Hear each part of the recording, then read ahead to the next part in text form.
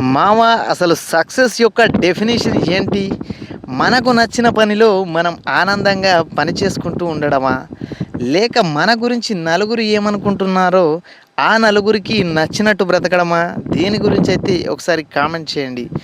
మామ మనలో చాలామంది చేసే అతిపెద్ద తప్పేంటో తెలుసా?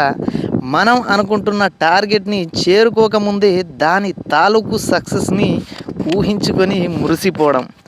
మావ మన మైండ్ చాలా వింతైనది.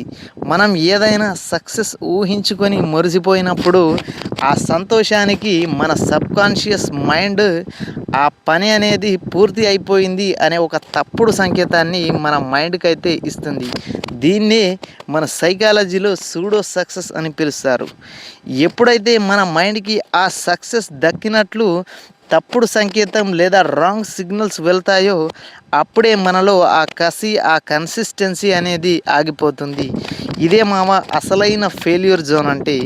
మీరేమంటారో కామెంట్ చేయండి.